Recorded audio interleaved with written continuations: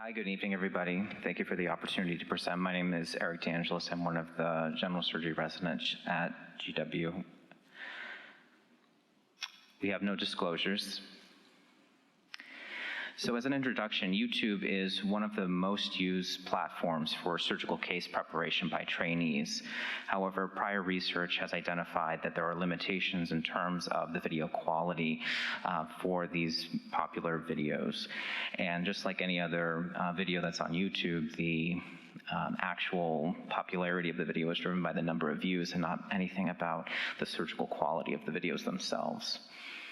So therefore, in order to conduct this study, we identified the most viewed laparoscopic cholecystectomy videos on YouTube and analyzed the ability of faculty, residents, and medical students, their ability to evaluate video quality. And in particular, we were interested in their ability to critique the critical portions of the procedure, surgical technique, as well as their overall impressions of the videos and their limitations. In order to do this, we did an incognito search using the term laparoscopic cholecystectomy on the YouTube platform and identified the top 10 most viewed demonstration videos. We used several scales to evaluate the videos, including the critical view of safety, the goals assessment, a 9-item specific checklist specific to laparoscopic cholecystectomy, as well as other Likert scales that were previously validated in other areas of research. We also added 2 of our own Likert scales, including educational quality and the likelihood of the viewer to recommend the video for case preparation to others in the future. We put together a gold standard panel of 6 faculty surgeons. Their self-reported characteristics can be seen on the table to the right.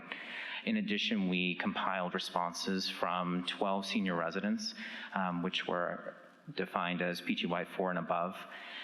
We also compiled results from 17 junior residents, PGY1 through 3, as well as 20 MS3 and 4 medical students. We first identified the internal consistency of our gold standard faculty panel using the Kronberg alpha statistic. For this statistic, 0.7 is the minimal acceptable range for good internal consistency, and a 0.9 or above indicates excellent internal consistency. And you can see that for the evaluation scales of critical view of safety, educational quality, and likelihood to recommend the video, our faculty panel had excellent internal consistency. And so therefore we used those 3 evaluation scales in order to compare the faculty responses to their trainee counterparts.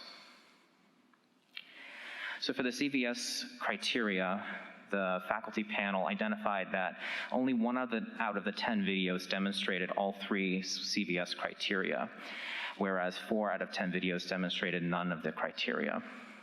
And you can see that for the MS3s and 4s, they differed from the faculty panel and disagreed in 8 out of the 10 videos. Not surprisingly, with increased training and experience, the amount of discrepancies from the gold standard faculty panel decreased. PGY1 through 3s disagreed only on 3 out of the 10 videos, whereas PGY4 and above had no disagreement from their faculty counterparts.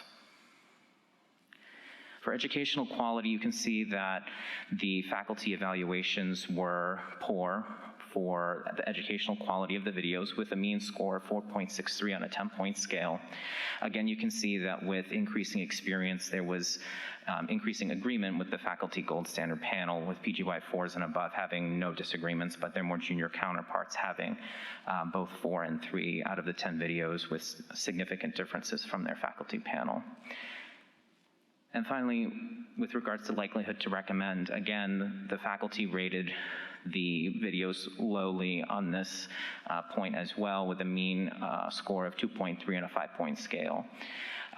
Again, you can see that MS3s and 4s and PGY1s and 3s disagreed on 3 out of the 10 videos, but PGY4s and above had no disagreement with the faculty panel.